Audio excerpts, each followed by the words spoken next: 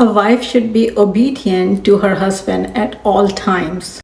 All times, even when it's abuse, even when he's wrong. Asking permission before she leaves home. So basically, she is under house arrest unless she get a hall pass. Serving her husband, respecting him as the decision maker. I find it funny that how these rules are always about control and never about care. Do you feel suffocated? Like it's hard to breathe? Because I already am. And real Islamic marriage was never supposed to feel like this. Was never supposed to feel that you are being dominated and controlled and you can't breathe. If your marriage feels like this, there's something off.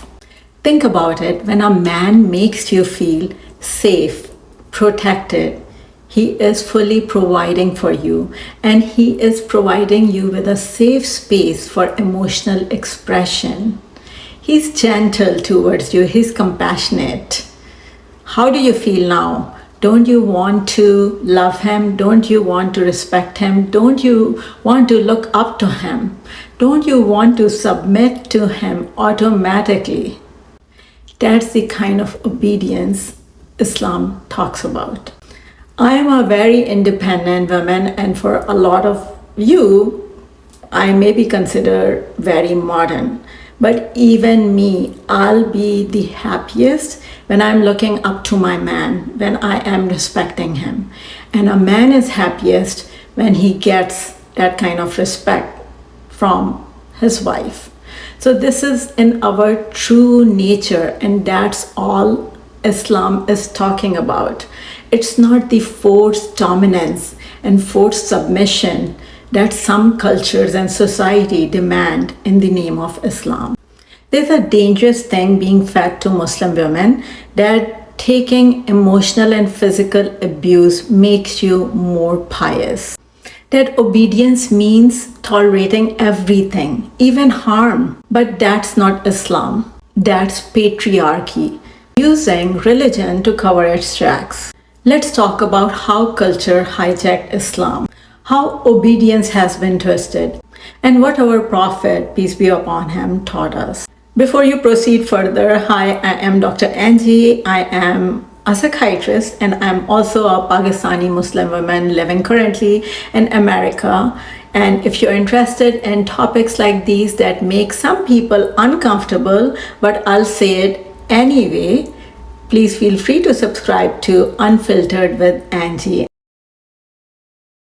The word obedience is being weaponized.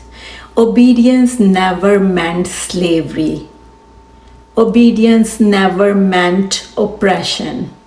Obedience, like I mentioned earlier, comes from mutual respect, trust, and care. So there's a verse in Quran, and a lot of people who believe in forced obedience use this verse. And due to the wives is similar to what is expected of them, according to what is reasonable, but the men have a degree over them. In Islam, the husband has only one degree of responsibility over the wife. One. If you were to count all the rights and duties of the husband, all the rights and duties of the wife in Islam, you'll find that they are absolutely equal in number. Not all the same, but equal in number. And then the husband has one extra degree of responsibility. What is degree? The degree here is responsibility, not superiority.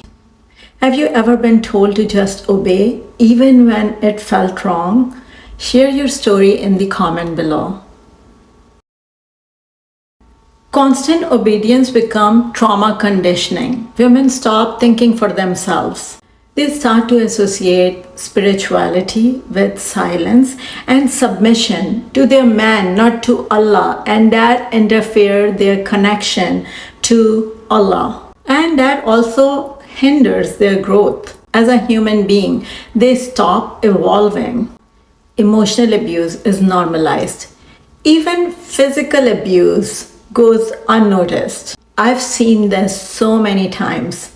that a woman is told to be silent when she is being abused by her husband, and she's told that it is your test.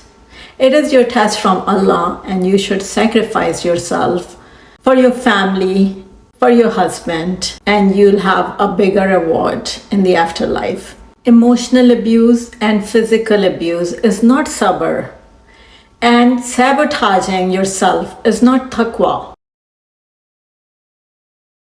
Now let's see Prophet Muhammad, peace be upon him, his example as a husband. He never hit a woman. He didn't even raise his voice towards his wives. He allowed full emotional expression. His wives disagreed with him. They questioned him. He listened.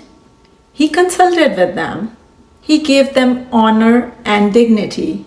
And as a psychiatrist, let me actually tell you, when a woman argues with her husband, it means she cares.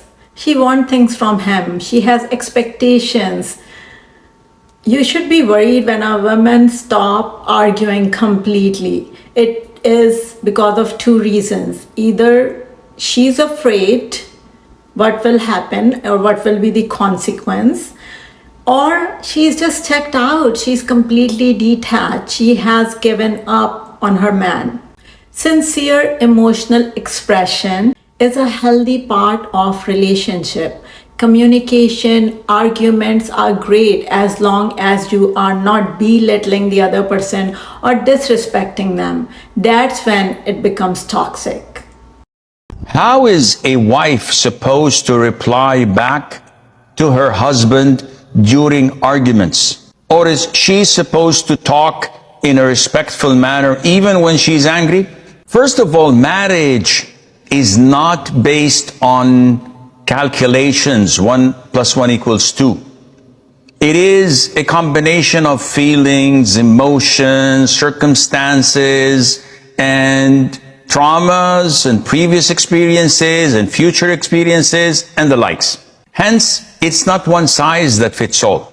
And it would be illogical to ask a woman to be as submissive as a slave to her husband, because as we see, and I encounter this a lot in counseling sessions, men are not perfect, infallible individuals. They have their flaws, they have their shortcomings. So why would you expect your wife to be someone who's perfect when you're not?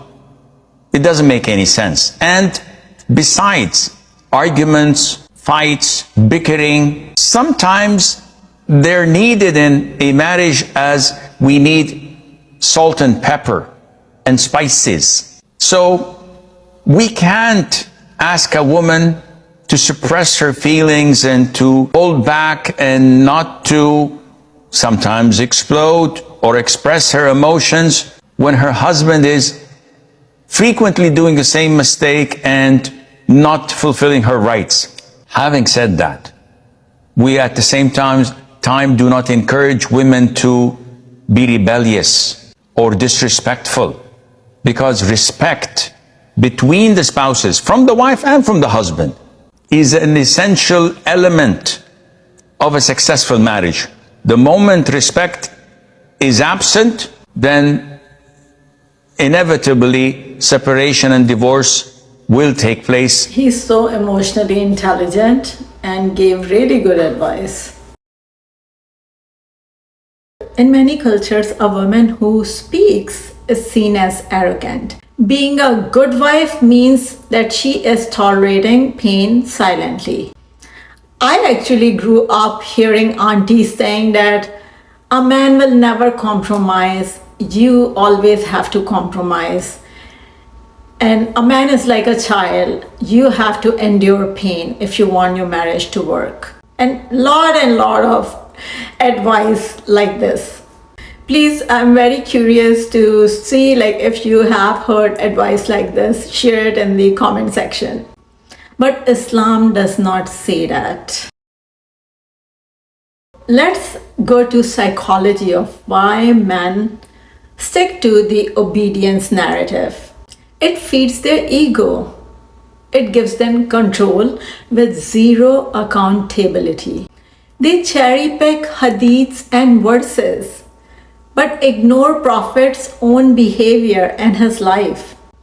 Islam gave women rights way before modern feminism. Not only rights, Islam also gave women dignity and honor. So, what obedience actually means? It's not blind following. It means working together in partnership, mutual respect, and care. And if you still don't understand, I'm going to share an example. Actually, one of my American friends told me that women are usually looking for a father in their husband. They want someone who they can look up to, who they can respect like their father, who support them, protect them emotionally and physically, provide for them, watch out for them, and also is compassionate and gentle. So that's the type of love a woman is looking for. So let me know if you do agree with it. I actually do, and it made all sense because then I realized Islam is all about that kind of love. Marriage is trust plus teamwork. Obedience without respect is fear, not faith. Your emotional worth is not based on how much pain you can endure. It's based on your connection to Allah, your intentions, your boundaries, and how conscious you are when you are doing an action.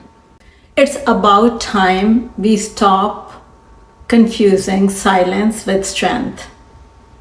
Prophet Muhammad, peace be upon him, gave us a very good example from his life. And he taught us dignity, compassion, and justice. And we don't need to blindly be obedient to men who don't reflect his character. Share this with someone who needs to hear this.